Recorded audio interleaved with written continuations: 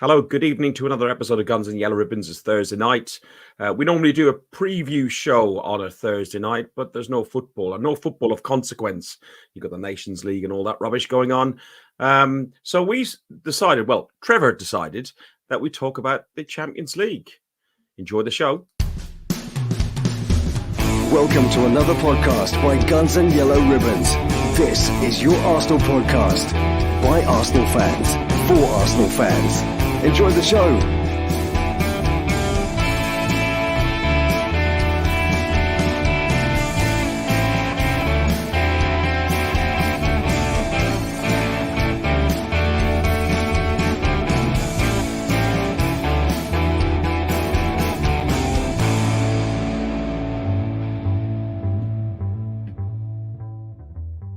Good evening, lads. How are we doing?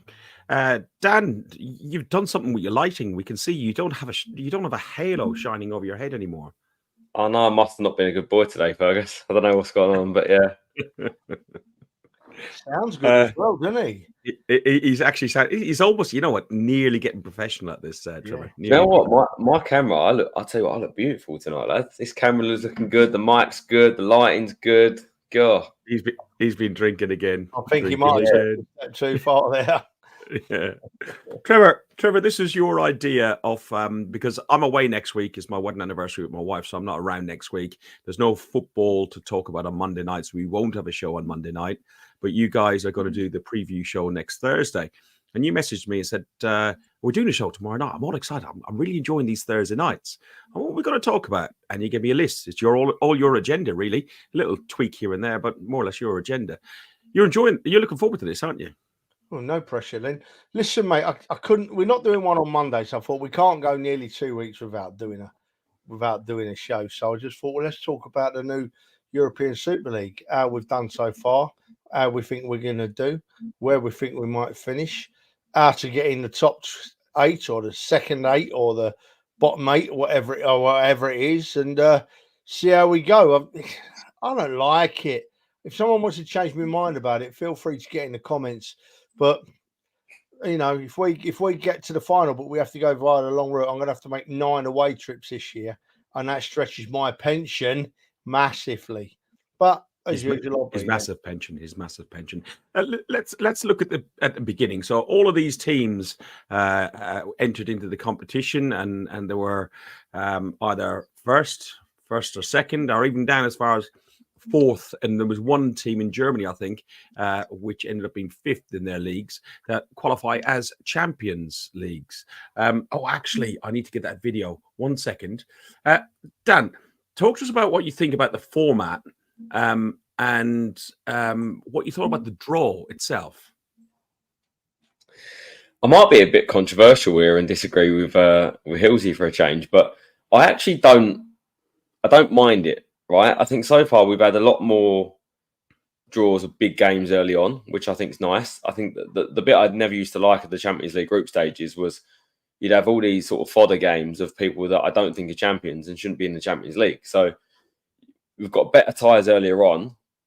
I just hope it's not a stepping stone to a bigger league. And sort of my thoughts on that is, are they at one point going to do away with the next knockout stage and say, the league goes on for, 12 games and then do away with the next round, and then it goes on for 20 games, and all of a sudden it's just like top 4 do a semis and a final type thing. So if it goes that way and it starts to change, then exactly as Trevor said, it's just a backdoor Super League. But I think at the minute it's not too bad. I think enjoyable for the neutral. I think the extra games are a bit of a pain for the travelling fans. They don't care about the fans. We know that already, but it's there to make more money. And it might be the sort of lesser of two evils here, where they're trying to put a few more games in, a bit more money in the Champions League, but it satisfies a few clubs to stop them having a breakaway Super League. So it could be that we've sort of stuck with this as opposed to having something that was much, much worse, much sooner. I suppose before we go and start putting up the groups and the pots and how the draw works, we should play the Champions League music. But of course, every time we play anything that's official by the Champions League, we get done by YouTube and copyright. So I got somebody to make up another version. Yo! think you've done an absolutely marvelous job of that. Your pitch is just spot on. That was better than I could ever do. Better than I could ever do. Do you know what? I can't move on because I've got to disagree with Dad. I think that they will squeeze as many games in as they possibly can, Dan. I don't know who it was from UEFA, but actually said that they don't think they'll be able to actually squeeze any more games into a season. But it's always going to be a bit hypocritical because they keep squeezing games into a season, teams keep playing them, and then they moan that players are too tired. So one's got to give. Which one's going to give? Who bloody knows, eh? I worry about this form. I think the first round of games, were all right. First 3 or 4 games. But then when the league starts taking shape, are we going to end up with quite a few dead rubbers that people are not going to be bothered about? People are not going to be bothered about travelling for. Sponsors may say, oh, no, we don't want to sponsor games where not many people are going.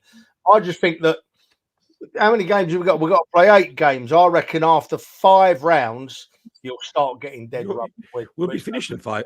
We'll be finished in 5 minutes at this rate. And let's talk about the draw first of all. So it was the format was teams are played format. but into 4 pots, each team facing 2 teams from each pot, 1 home, 1 away. So basically, as you said, we play 8 games. Teams can play their own teams from the same country. So we couldn't play the likes of Man City. The pots, I'm not going to go through all the pots, but they were divided into 4 pots. And it transpired that Arsenal's group was away to Inter Milan, which you guys went to. We've had home to PSG. We didn't go away to Inter Milan, mate. That's not happened yet. Sorry, no. Sorry, you went Atalanta is where you've already been to, and then we've had home to PSG. Upcoming is the Inter Milan one, and then there are further games. We got Sporting Lisbon, Dynamo Zagreb, Girona, and Shakhtar Donetsk. Some great away trips, Dan. Bergamo was stunning, beautiful. You ate lots of pizza and a good day out. But it's got to be difficult on the pocket as well as the body because the way the games have been drawn. When you look at when we had Atalanta, I think we had Tottenham away and we had City away and Atalanta away. And I think when we do the Milan one, it seems like we've got 2 away games either side of that as well. We know me for my body's a temple, so I'm not struggling. But you two look like you might need a few less away trips, to be honest with you. But look, I don't think we can be too unhappy as fans travelling to these sort of places. For me, it was nice to go to a place like Atlanta that's a different ground, not been to before, a smaller ground as well, but also still a decent side. So I can't really complain about those trips. I think Girona, I'm looking forward to that one. I think it'd be a great trip, another small ground as well. And then you've got the opposite ends of the scale where you go to the places like San Siro and you go there early on when probably the tickets are going to drop a lot lower as they have availability for a lot more people to go to away games. I don't see a problem with it as it currently is, but the problem is how big does it get? And then if it spirals out of control, they're talking about the FIFA World Cup thing for the clubs at the end of the season and that expanding and becoming massive. And that for me is where it's going to get out of hand, where you're having that happen every 4 years. They'll end up having something that runs 12 months a season every single season. And that's where, for me, it's going to get out of control. Yeah, we will go into player burnout in a bit because that's got to be a huge thing to do it. Trevor, not just a player burnout, fans burnout. Like that, yeah, there is correct. The fans that travel get just as tired, if not more, than the players. I'm not saying it's like it's a choice whether you eat and drink and do what you want out there, but it isn't. It's not something you can do every day and just carry on with. It's tiring. It's a lot of effort. It's a lot of stress on family and friends and everything else. That's a really interesting point that maybe needs expanding on, to be honest, because you never hear once said it's going to be too much for the fans, do you? It's going to be too much for the fans. They just expect us to keep ploughing on and going, and we do. But one day it will become too much, and the fans have to be considered. But obviously, they don't need us, so we'll be considered last probably. But it's a massive point. When does it get too much for the fans? And listen, do they care? Well, we know they don't necessarily care about the fans, but do they care that there's enough fans in there making the noise, doing what PSG did when they came to the Emirates? It didn't stop from the first second to the last with the drum and the capo and everything else. And the Arsenal fans who went out at Atlanta, the away fans seemed to create an awful lot more atmosphere. But what was the atmosphere like in that stadium, Trevor, out in Atlanta? Do you think this new format? You weren't at the PSG game for various reasons, but you watched it on TV. I know it's a bit fake on TV, but did you find that there was an impact on the atmosphere and the attendances as well for these games? Well, firstly, look, it's a lot easier for away fans at the Emirates to make noise than it is at most away games in Europe. They're not fenced off. They're not caged in. They're right at the front pitch side, Correct. so it's really easy for them to be heard. And as we know, overseas fans, they like to make noise from start to finish, whether they're winning, whether they're losing. So they're always going to make a lot of noise. When we go away, it's slightly different because actually in Atalanta, we weren't netted off. But 9 times out of 10, you're up in the gods, you've got a big net around you, you're stuck in a little corner, and the rest of the ground is making loads of noise. So it can be really difficult to make yourselves heard above that din. But what I will say in favour of Arsenal fans is that we never give up when we're away in Europe. There's always maximum effort made. And in Atalanta, I think when I watched the replay, I think it came across really well. I was really proud of the Arsenal fans that night. But absolutely, to go back to the start, away fans at the Emirates from Europe have it a lot easier than they do when we go to Europe 90% of the time. Mm. Dan, you went to both games. I was at the PSG game. We saw the atmosphere on the concourse before the game. We saw the fans and the fans did turn out in their droves. There wasn't a huge number of empty seats. There was an element of them, I think, just because of the time of the year, the end of school holidays and people back to school and cost of living and etc. There were some empty seats, but it was a different atmosphere. At times it was fantastic, and at times it was dreadful. Look, the impact of this isn't going to impact the majority of fans. It's the impact on the 1%, and that 1% that are the real. I'm not going to call other people unloyal. Maybe the noisy ones. Not even the noisy ones. The 1% that will follow home and away and go wherever they can to 100% of the games. And look, I'm not pretending that's the norm for the majority of fans. That is a small minority in a 1%, but it's those guys that take the brunt of it, and that's where it has the massive impact. When you look at home in the PSG game. We're a huge club. We're never going to have problems with getting fans into that game for Arsenal PSG at home. And you saw that with a probably completely new fan base at times that came in. Probably a third of that stadium felt like it wasn't regulars.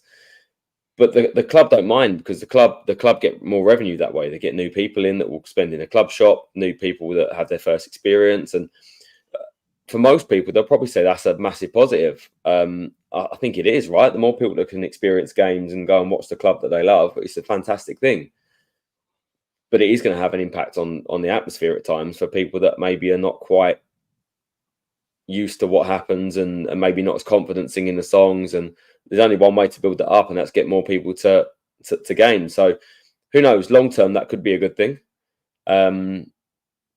Away from home is a bit of a different story. For me, the away games in Europe are probably my favourite games now. The more you go to them, I think that you get used to the home games, which is probably a little bit of a sad comment. That if you go that regularly, it's dreadful though, isn't it? They become not. I don't know how you describe it to somebody who hasn't done what we've been fortunate enough to do. They don't become less important because every game is important if you're an Arsenal fan, but they're not less enjoyable because what we make of it on that. The win doesn't change, right? The win is the win because you follow Arsenal because you love Arsenal and you want Arsenal to win. And whether you win home, away, abroad, anything, the win is the same. But I think the buzz you get from away games compared to home games is very, very different because you're surrounded by maybe that 2,000 group of people very, very close that's singing all together, as opposed to that 2,000 being spread across a 60,000 seat stadium. So plus you're normally gone for a day or two as well. It's more than even just a UK away game. It's 2 or 3 days. Yeah. You're seeing new places. You're visiting a new country. You're somewhere out of the ordinary. It feels like you're on a little sort of mini lads tour and a little holiday. It's a completely different experience, but that's not to say I think it's a bad thing at home. As I just said, I think it's a positive for many, many reasons. I think we just need to maybe get those fans up to speed a bit quicker and let's make a bit more noise. Trevor, all of these teams have made it into the Champions League. Let's look at the teams to watch out for. First of all, in our group, who are the teams of Inter Milan, PSG, at Atlanta, Dynamo Zagreb, Sporting Lisbon, Monaco, Girona, and Shakhtar Donetsk? Who are the ones that you fear the most? I was wondering which Dynamo it was. Dan, who are Dynamo Zagreb? Zagreb. What are they grabbing, Ferg? What are they grabbing? To be honest, he's struggled so far. He already thinks we played it in Milan. You can tell he's not going to many of the away in Europe this year. He's not quite switched on, is he, Ferg? I'm not. To be honest, my German team is Dynamo Dresden. So every time I see Dynamo, I just think Dresden. So that's the reason why. But go on. Well, Ferg, in answer to your question, I don't fear anybody in our group. I honestly don't fear anybody in our group. I think our hardest game will come at Inter, but I think having watched Inter, we're more than capable of going and getting a result there. I think we are set up nicely for a run in this European Super League. I genuinely do. We think we are set up nicely as a squad and a team for a run in this competition. But all we got, our first target is top 8, and that's all we've got to do. And from them, we've won one, drawn one, and from what I can see, we've got left to play. I can't see us dropping more than 2 points. I think we maybe draw one game. The rest we should win on our day. Honestly, I don't fear, not just in our group, in the whole competition. I don't fear anybody. I think we're that good. Call me biased, call me what you like, but I honestly do think we're that good. Dan, is there teams that you fear? Are there teams that you think, has this format changed the balance of power? Because it always did feel that the seeding that was put in previously benefited the likes of Bayern Munich, Barcelona, and to a lesser degree the English side, but definitely seemed to benefit like the Spanish and the German sides. No, to be honest, I think this new format's going to benefit the big teams more. I think whenever you give big teams more games, there's less chance that there's a slip up overall. You know, they might slip up in one game, but 1 out of 6 compared to 1 out of 8, they've got more chance to get more points and still get through. So I think that's the whole point of the issues with the Super League, right? Is it's going to be the same teams playing multiple games and the big teams will constantly be there. And I think that's what's going to happen. But I think it brings bigger games earlier, which is just a bit more exciting to watch for the neutral. That you know pretty much the top teams are going to get through year in, year out. You can pretty much count the top 8. You might get a couple that are on the edge of that, and I'd probably count the likes of Borussia Dortmund, PSG's, Atletico Madrid, those sort of teams that are maybe not the top seeds, but on the edge. They're the guys that might sneak into it. But ultimately, none of those big teams are going to drop into that bottom 8 and go out. So can't see that happening. Pot 1 and possibly pot 2 are the ones that we need to look at. So if we look at pot 1, Man City, we can't play at this stage. But just thinking further on to the competition, I think we can play them if we get through in the top 8. We can play them in the round of 16. Then Bayern Munich, Real Madrid, PSG. I didn't see as any threats whatsoever. Liverpool, it really depends. Inter Milan, Dortmund, Leipzig, and Barcelona. I suppose I wouldn't fancy meeting City. Bayern Munich, Real Madrid, Barcelona, and Dortmund are probably the ones I'd fear in that group. Trevor, is there? Ferg, wait a minute. Listen, mate. In all seriousness, why do you fear Manchester City? Only because in 4 games. They've not come close to us in 4 games. I'd rather have City than Liverpool, I think. I was just thinking the same thing, Trev. Maybe. I suppose they've become a big name, haven't they? Probably more than a big team. And I think you're probably right. A night at Anfield with their huge amplified system that they can pump out, "You'll never walk alone," versus a half empty Etihad might be an easier away day. So the question that we asked each other before we move on, pot 2, Dan, anybody in pot 2 that we aren't facing in the group stages that you wouldn't want to come up against? I mean, when you look at the history of Atletico Madrid, they're always, we talk about dark arts. They're probably the number one in terms of dark arts with Simeone over the years. So I remember the semi-final when I went out there a few years ago and playing that team. They're always in the game, and you never know with that team. And I think that's one team. I think Bayer Leverkusen probably haven't had as good a start this year as they finished last year, but they're a good side as well. To be honest with you, I'd go the opposite way and say there's a lot of teams in pot 1 that I think shouldn't be pot 1 teams. There aren't any teams that I fear. I don't think there's any team that we can't beat on our day, and even more so over 2 legs. When we've got that home game, I'm confident that we can go through against any team. But if I had to avoid teams, I think for selfish reasons would be the English clubs, because I don't particularly fancy a European night against an English club. It's nice to go abroad. In terms of club stature, I really have no problem going back to Munich. I think we'd beat them again, given another chance. Barcelona, I think, are not what they are. I think we'd beat them over 2 legs. Honestly, I would say outside of Man City and Liverpool, the next team I'd probably worry more about would be Inter Milan, and we've got to play them. I would worry more about Inter Milan than I would playing Bayern Munich and PSG and Barcelona. And then the only one left is probably the team no one wants to play in the Champions League, and that's Real Madrid, because their history in the Champions League, they are probably the greatest Champions League side we've seen. They're a club that's got such a history with the Champions League that doesn't matter how poor they play, they seem to find a way. And that's probably what worries me more than quality. I think if you look at any of those teams, quality-wise, we can beat them on our day. If you're talking about teams that can find a way to win, the likes of Inter Milan's, Real Madrid's, they're the sort of teams. Trevor, pot 3, clearly you wouldn't want PSV again 3 times running. And if you're going to spend your hard-earned cash and have to go, okay, it's an easy trip, but we've been there a few times, haven't we? Yeah, we have. Just like we've got to go to Lisbon in a few weeks' time, haven't we? And we've been there quite a lot recently. But Dan's right. We can't afford to fear anybody. The only thing that goes on in the back of my mind, right, is our players. That none of them are really young anymore, but they're still only really in their second season in the Champions League again, aren't they?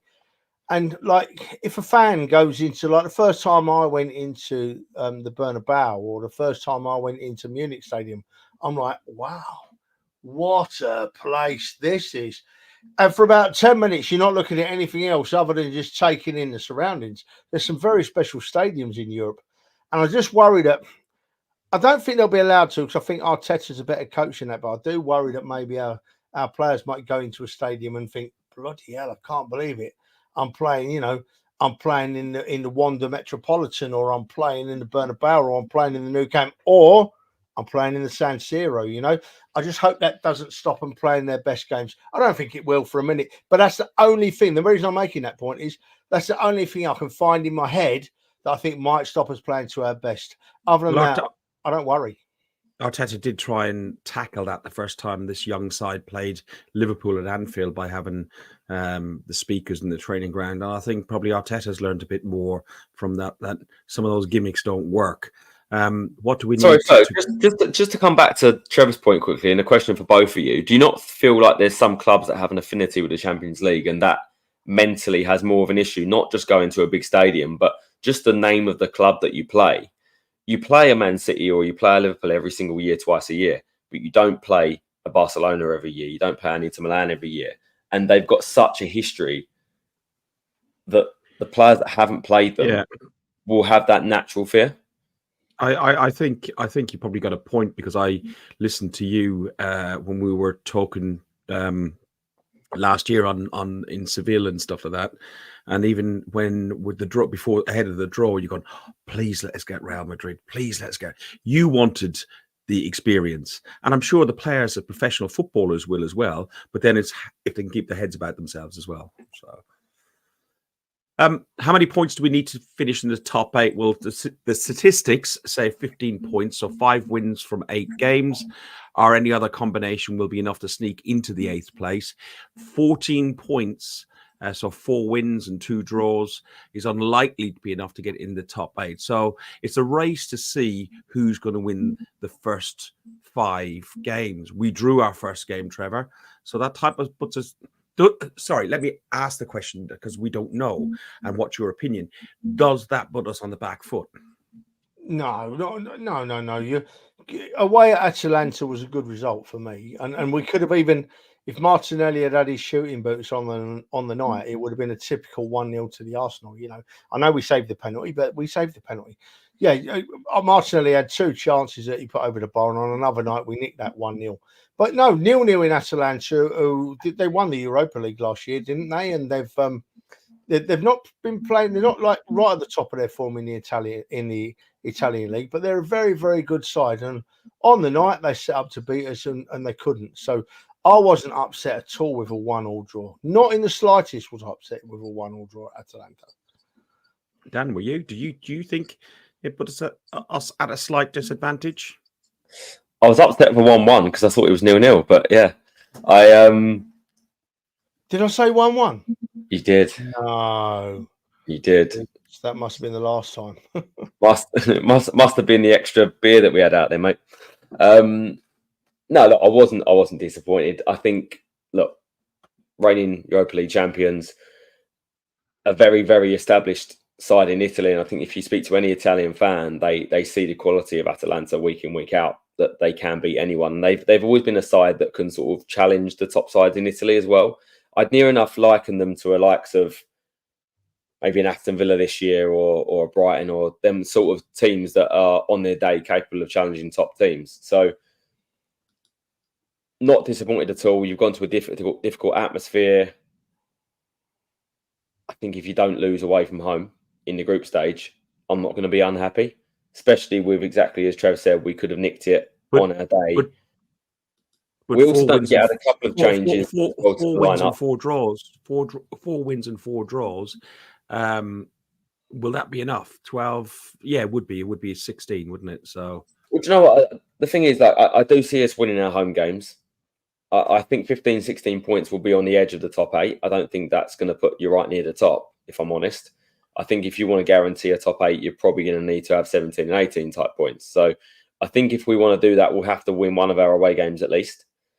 And I think you look at the likes of Girona and probably target that game term. We would like to go there and win it, win our home games, and then don't lose the others. I'd be quite happy with that, and then come away with 18 points. Interesting. Really interesting, because I'm not looking past our next game, because I think that getting that first away one out of the way and then having 2 home games in a row, if we win them both, it puts us in a lovely position, right? Play 3 games, 1-2, drawn 1. So I think the only game I'm looking at here is Shakhtar. I think it's really important we win the Shakhtar game. Draw it, or God forgive us, lose it, but draw it. Then we've got 5 points from 3 games, and we've played 2 home games, and then we're under a bit of pressure already, So I think it's vital we beat Shakhtar, and I'm not looking past that. I think we should beat Shakhtar. As a matter of fact, I think we should beat them comfortably, but it's Arsenal in Europe, so who knows? If do either one of you think we can't get in that top 8 cut off? No, absolutely not. Why would we not? I agree. I'm quite confident. I don't know if it's just blinkeredness or whatever, but I'm quite confident with the group that we've got. I think we've got quite a favourable group. Inter Milan, as you said, is a difficult game, but if we can come out of Inter Milan with a point, beat Girona away from home, and win our home games, sailing through. I mean, look, that's not me saying that we can't get wins there. What I'm saying is, if we didn't win away at Inter Milan, I wouldn't be unhappy. But we've got the ability to go there and beat them on their day against any team. I fully expect us to win the home games. I think we have to win the home games to get points on the board. But I'd be extremely disappointed if we didn't win all of our home games. Away from home, I still expect us to pick up points, and at a minimum a point. But what I'm saying is, with that point, I wouldn't be unhappy. Yeah, you see, We've also got players, Trevor, that have been introduced like Moreno and Calafiori and Timber, who's been back in the squad, and they've made such a big difference. And even Martinelli finding his shooting boots and getting a few goals. He struggled, as you said, out in Atalanta. That'll make a big difference out there, won't it, Trev? of course it will. Martinelli scoring goals is making a big difference already. Last couple of weeks, we've seen what. Martinelli scoring goals is great for Arsenal, and it's great to have him back. But you asked about the top 8, Ferg, and from my logic, my bias to logic, I think we're the best team in Europe on our day. So am I worried about us being in best 8 teams in Europe? Not at all. Not at all. We should fly into that top 8. We absolutely should. And looking at that group, there's no reason why we shouldn't. And because we're talking about the top 8, Ferg, GG Goon has just put a question up. I can't answer it. I don't know if either of you boys can, about the playoff.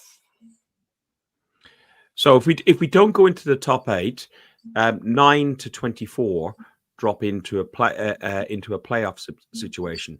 So to get into the top 24, which is the key, you need 10 points. So 3 wins and a draw. 9 points. So 3 wins from 8 games or any other combination might be enough, but Opta done some stats and they said 69% of people getting 9 points to get through, but 8 wins would probably mean 8 points would probably mean elimination. So what happens, GG Gooner, is 9 to 24 in January, and I've got the dates in here. So after the 8 games, he knows this. The question is asking, how are those playoff games arranged? Are they drawn out of a hat? Are they seeded? I don't know. I'm looking on some of the notes on here, and I can't see anything about seeding. I think it's just drawn out of a hat. Yeah, fair enough. Yeah. I expect there's going to be something to do with where they finish in the table that's in there. So I think 16th 9th might play 24th, and they're stacking it that way. I can only see something like that. Dan, do you know? I thought it was just a random draw. Okay. I don't think coefficient matters, but I might be wrong. I'm not 100% on that, so definitely something to check out. I'm not sure if it is. I'm not sure if it is top place bottom. I'm not sure. Somewhere in the back of my head, I thought it was a draw, and I don't think coefficient plays. We've got nearly 300 people watching us now, so surely between Twitter and YouTube, somebody out there will know. Google. Get on Google, people. We're talking. And Gary, yeah, mate, listen, you're singing off the same hymn sheet as me. Absolutely singing off the same hymn sheet, Gary. Seen it, been there. We have got this habit of just falling short in Europe for some reason. And you're right, that 2004 Champions League, absolutely still, I don't know how we didn't get through in that. But hopefully times are changing. Times are changing, mate. Sorry, Ferg. No, it's fine. So, how many have we decided how we think we're getting on in the first rounds, and who do you think who's going to be in that top 8 of those teams? I haven't got the groups together. So, who are you thinking of getting through? I'll tell you. Let's bring up the league, and then we can have a look on there. So, currently, as it stands, you have Bayern Munich, Brest, Benfica, Leverkusen, Liverpool, Aston Villa, Juventus, and Man City, all in the top 8, with only Man City drawing one game, everyone else winning both their games. And Arsenal is currently sitting in 13th place. Sorry, Trev, just quickly, I've just had a quick Google, and just on the knockout round, what it says is, obviously, as you said, from 9 through to 24, whatever it is, they play each other. There's no rules where you can't play someone from your own country. It's not directly top versus bottom, but you do get a higher seeding the higher up you finish. And I think that impacts who you can play. So I think it might be like the top so many will play the bottom so many, as opposed to like definitely top v bottom, but the higher up you probably get a more favourable draw. So yeah, probably 9 to 16 and whatever. Like the top 8 played the bottom 8 or something like that. Yeah, potentially. Trevor, looking at here, who stands out that you think will go through into that top 8? How many people in that current top 8 do you think are dropping out? Ferg, listen, you can't really go on form at all. It's too early in the competition to look at that and think who's in the top 8 and go on form, mate. Obviously, I'm expecting the top 8 to be the usual suspects: the Real, us, maybe Liverpool. I'm not sure. They're all up there or thereabouts. There's a few teams in there that are capable of a surprise result on their day. So actually picking now, it's too soon for me, mate. It really is too soon. What we'll focus on, though, just for a second, and we're talking about the Arsenal, so that will only be a second. Now, we talked about it last week, but City losing Rodri, does that mean they've got to focus on either the Champions League or the Premier League? Have they got enough without Rodri to go long into both competitions? I'm looking at their performance last weekend. Fulham should have got more out of the game than they did. Absolutely, So I'm looking at Manchester City and thinking, oh, are you going to be in a bit of trouble, But as for who's going to win it and who's going to be up there, mate, I genuinely don't know. All I know is I want Arsenal right up there. That'll do for me, son. Okay. Dan, if we get through in the top 8, and I think that's a key, it gives us that January, February, like those 2 games off, and gives us time to concentrate on the FA Cup and injuries and so on, and prevent the player and fan burnout that we talked about. But can we win it? Or, how far do you think we can get in this competition if we don't win it? Well, first of all, I think the avoiding that knockout round and those games in February is probably more key to see how far we're going to go in other cup competitions like the Carabao Cup, because that's normally around the time when you get the semis and the finals and that sort of time. And that's when the games sort of start to stack up in January and February, right? That for me is the most difficult period at times. You have lots of cup competitions in and around that time. So if we get through in the top 8, then I probably think that means we might play some stronger teams in the Carabao Cup towards the end. So to be pushing on all sort of 4 fronts for me would be ideal. So I know some people don't tend to care about the smaller cups as much, but for me, Carabao Cup is still a cup and I would like to win it. In terms of can we win it? Absolutely we can. I said on the walk to the ground the other day that I think we're the best team in Europe. And statistically, I think we have been. But it's a case of now we've got to show it. And you've got to learn very, very quickly, because the Champions League, you're playing some very, very experienced teams, very experienced players. And they know how to make the most out of each game, and they know how to make it difficult for big teams. The best team doesn't always win the Champions League, as we've seen for quite a few years now, that even Real Madrid, when they've won it many times, haven't been the best team in the tournament. They just find a way to win.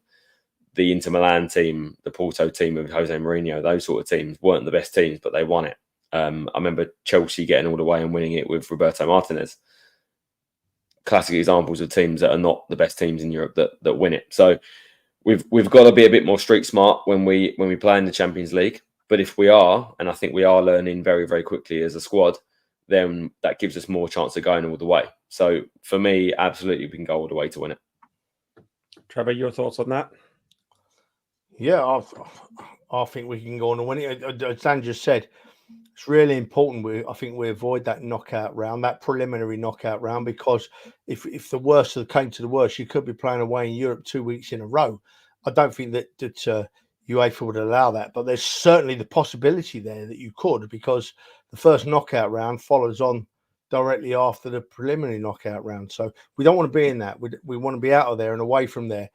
And it's interesting, Dan named lots of other sides that have won the Champions League. And when you look at that list of great sides and some not so great sides that have won the Champions League, it's a travesty that the Arsenal's name isn't up there, It really is a travesty. It really plays on my mind. It really pains me.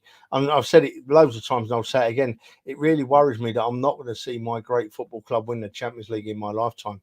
I need them to prove me wrong, because we're too good to not have a Champions League trophy in our trophy cabinet. We're too good. We have been over the years, We just need to pick it up in Europe because we've got this horrible habit, and we've got to get rid of it, mate. We've got to get rid of it.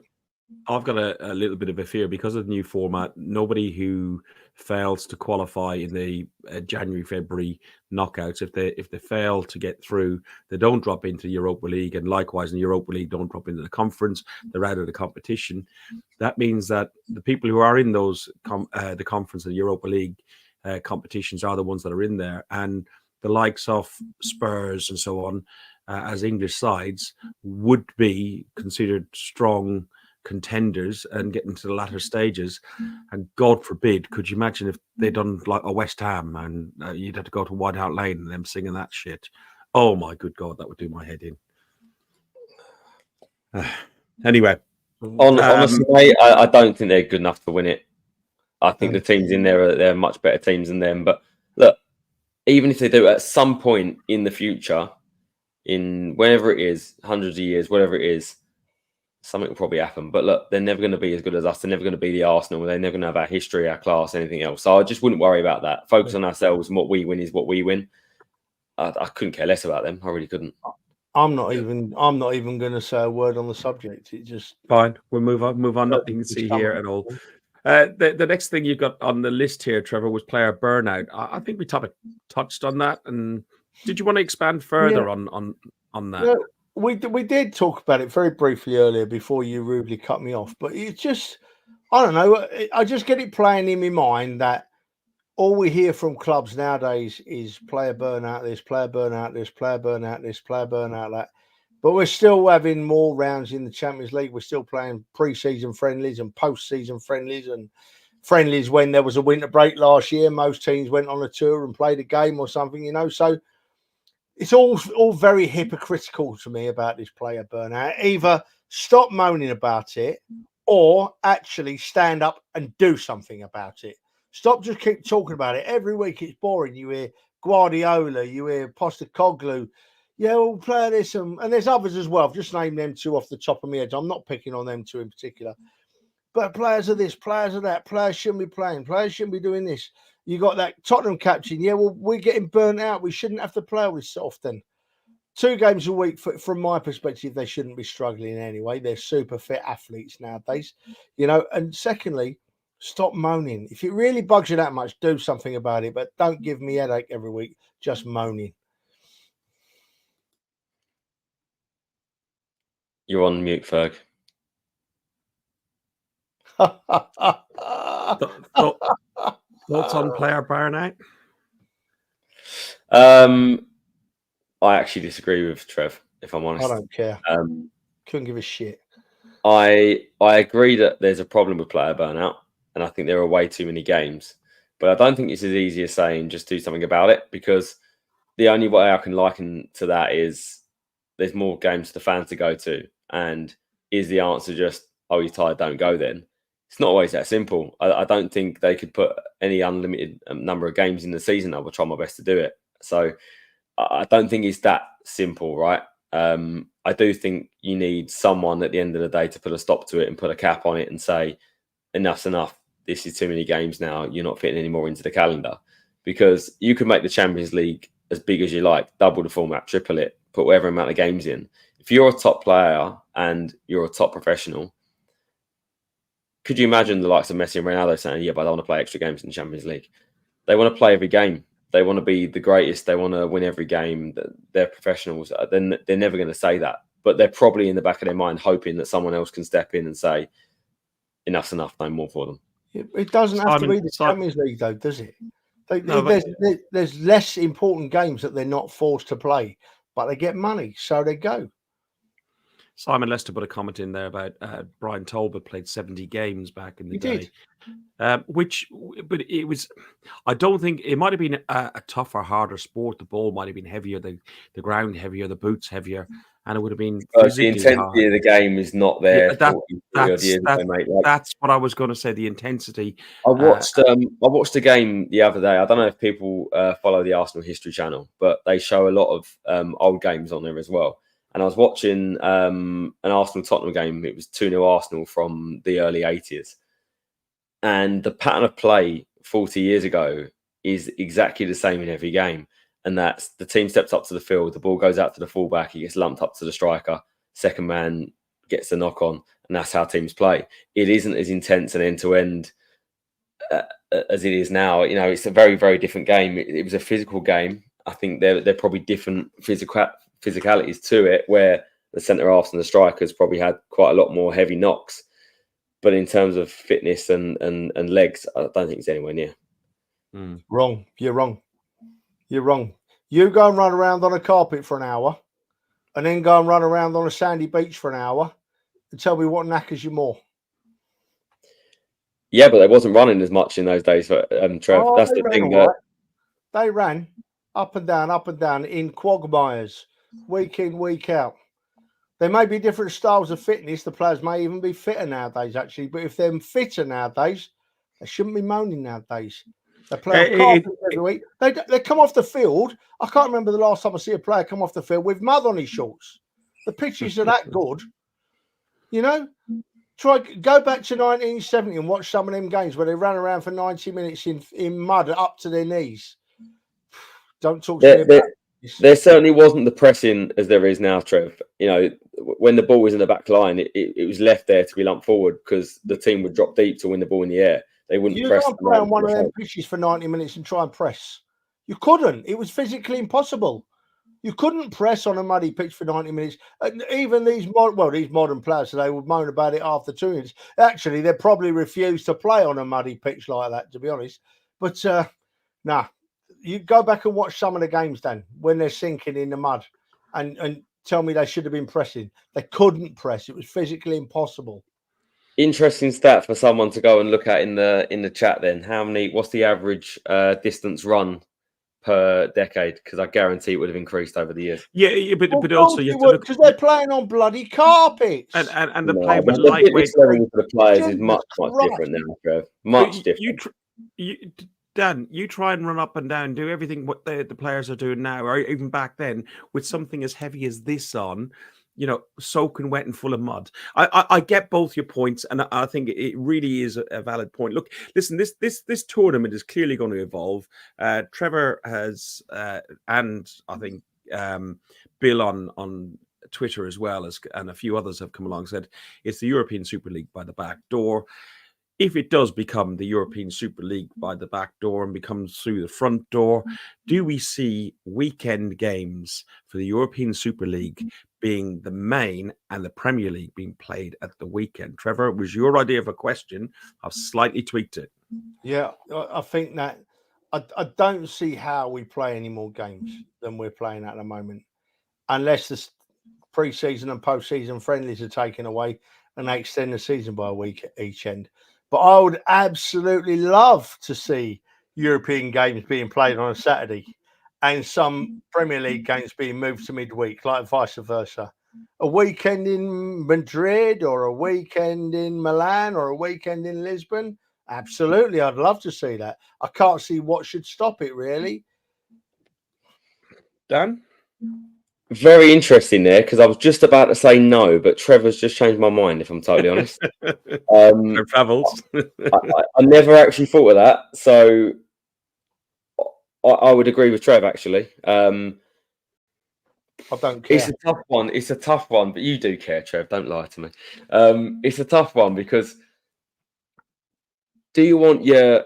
You know, we've only got this year to find out in January time when you've got a North London derby at home on a Wednesday night, or you've got Man United at home on a Wednesday night. It isn't the same. Having the weekend for those games makes it a very, very different day out or weekend out. But then what you lose with those and what you would gain with the European trips away for the weekend, would I like that? I probably would, to be honest with you. So I think if it wasn't every single weekend and it was just limited to the number of games that it is now, I don't think I'd mind a swap. I've just changed my mind. My missus has just shouted up the stairs, if they play them all at weekends, I'm coming to every game in Europe. So no, I don't want it. I'm with Henty. I'd go. No, I don't know. I can't justify why, but I just don't like the idea of it.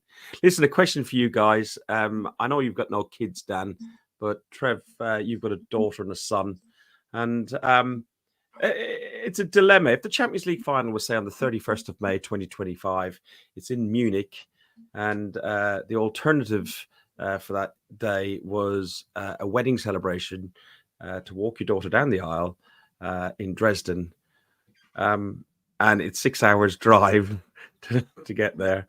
What are you doing, Trev? Firstly, I've got 3 sons and a daughter. And Sorry, yeah. secondly, they'd only get one reply for me. There's 364 other days in the year. Choose one. That's it. Adios. Daniel. Well, I don't have kids, but I do have a sister, and if she is watching and she's planning on getting married at any point, she better not be picking that Champions League final if she wants to be there. So, yeah, mate, Champions League final, I'd find a way. Why do you ask that then, Ferg? Why do I ask that? Because my daughter is planning to get married on that day. Well, she's getting married on 2 occasions. She lives in Germany. She's planning a wedding ceremony here in the UK and a wedding in Germany, and we're going both. And the one in Germany is fixed. The one in the UK one hasn't been decided yet. We're just waiting on some final bits. But that's the 31st of May. How did you let her down? Married, bud? What's that? What time does she get married? I don't know. You don't know. That I haven't got those details. But it'll be an afternoon. It'll be an afternoon marriage, wouldn't it? I'd think 1, 2, 3 o'clock. Well, 3 o'clock would still mean I wouldn't get there in time for the final. Why? 9 o'clock. 9 o'clock. Kickoff. 5 hours. 5 hours. 8 o'clock kickoff. You'd be walking in the door when they're blowing the whistle. No excuse. A poor excuse from you. Really. Sounds like he's making excuses, doesn't it, Trev? To be honest, using your poor daughter as leverage for a reason to not go to the Champions League final. I feel sorry for her. Actually, feel sorry for her. I do. Gents, on that note, I've enjoyed this. Dan, I think he might be speechless. I think he's not speechless. I think that's the pressure of that thumb sitting on his head. No. It's called "Don't chop yourself off with the knees" because I'm just I'm holding my counsel. So, what's your view on that, Ferg? My view, well, to be honest, my honest view is I'll be there with my daughter regardless. So my family always comes first. If my daughter was getting married, if my daughter was getting married on the 31st of May, and I said I'm going to the wedding, Fergus would be relentless, wouldn't he? He would be absolutely relentless with his banter, meant to be good-hearted banter, but knowing that he was paining me all the time he was saying it. So yeah, Trev, I don't know why we're bothering, because of course he ain't going to come to the final. He's not even bothering with the group stage ones, mate. He doesn't. What are you talking foolishness for? What are you talking foolishness for? He doesn't want it. Yeah, thank you, Mick. I'm damned if I do. I'm damned if I don't. Yeah, Ferg's in jail. Boys, it's been... Go on. Ferg, we're 53 minutes, so I'm going to take it up to 55, because there's one other thing, right, that just plays on my mind a little bit, is that tickets, right? Like Dan and myself and lots of other people, we're going to buy tickets to all the games, all the group games that we possibly can. And I think that when we get through to the knockout stage, I honestly think that they should look at who's bought tickets for the previous rounds, and they should get priority when they're buying them, you know. I know I'm going to get shouted down a bit by people that can't go to every game, but I think it's fair. Us that go to every game should be given the first option. I think you need 3 golden trophies to get a ticket for the semi-final, and then I think you get priority for the final there afterwards. They have got something. They have got something in planning there, mate. Oh, right. Okay. That'll do then. Yeah. Cheers, Gary. I've got a follow-up final question for the Champions League for you two, though. Okay. Who's the team that you've not seen a lot of that you are looking forward to seeing in the Champions League? Aston Villa. And why? Because I think they've got one of the best European managers in Europe. I don't know. I'd like to see a bit more Dortmund, I suppose. I'd like to have Dortmund at the Emirates, because I think the fans are brilliant. I suppose more than anything else, because I love stadium atmospheres and stuff like that. And if we got them in the it's the round of 16, the quarterfinal, it's not too far away. I might be able to drive to that one. Do you know what, Ferg? I'm with you there, actually. I do love a European away in Germany. I was a bit gutted that we haven't got a trip to Germany in this group stage. So, yeah, give us a German team in the next round. It's always a good trip to Germany. Good beer, good food, good atmosphere, and good company. Even if Ferg isn't there, we'll have to make do. So I'm not saying I'd like to go there because of history with Lons and other things like that, and I'm not even really sure they should still be in the competition at the minute. But I don't know if you've seen Brest, the French team, and they've won 2 out of 2 so far, and they're sitting near the top of the league. Their history, they've barely been in League One that much, let alone the Champions League. And they've been up and down between League One, League Two for years and years and years. And all of a sudden, last few years came back up into League One, never got a top half finish, and last year they finished 3rd. And all of a sudden they're in the Champions League for the first time ever, and they've won their first 2 games out of 2 in the Champions League. And I can just imagine as a fan how that would make you feel. So that's probably the one thing I'd say I'd like to see them go a bit further. It doesn't surprise me that Dan has come along and said he's a Brest man, that it excites him, at the top half of the table, and how we'd like to go and see him play with him. So it doesn't surprise me at all. Ferg, I thought he was looking at me a bit funny when we shared that apartment. I'm going to have to get them coming up, mate. It's funny because at the minute I'm looking at a right pair of tits and all. So, boys, on that note, I want to finish for the hour, so we are going to go. Thank you, everybody who's tuned in. We got 337 watching across all platforms. We would love you to jump over onto YouTube. We're on Guns and Yellow Ribbons on YouTube. Smash the like button, like and subscribe us, and ring the bell so you get reminded when we go live again. We won't have a show next Monday, but the boys will be here on Thursday and doing the preview show. I'm in Spain. Yeah. Trevor time? Ain't coming. I was just going to say... Don't let the fans...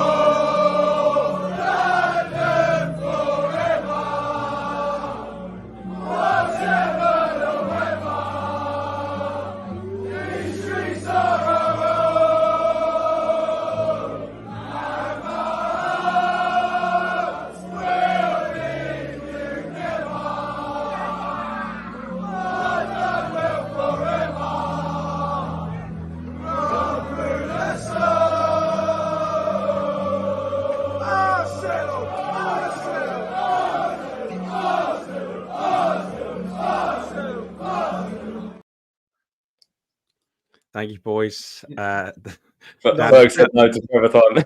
No, it wasn't about Trevor time. Actually, I was just going to be nice to Ferg. But I've just noticed, England have kicked off 10 minutes ago, and we've still got 350 people watching live. Thank you very much indeed. But what I was going to say was, Ferg, have a great holiday. Yeah. Thank you. And we'll see you next week. Jackie deserves one very much. Well, 31 years married on Wednesday will be next week. So, yeah, thank you.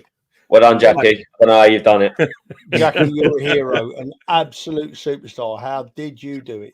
There'll be crowdfunding for her medal and her and recommendation for the king to what's that Knighter or whatever it is. Yeah, thank you. On that note, boys and girls, thank you very much. I'll speak to you in about 10 days' time. These guys will speak to you next week.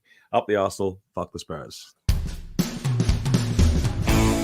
Thanks for listening to Guns and Yellow Ribbons, an Arsenal podcast by Arsenal fans for Arsenal fans.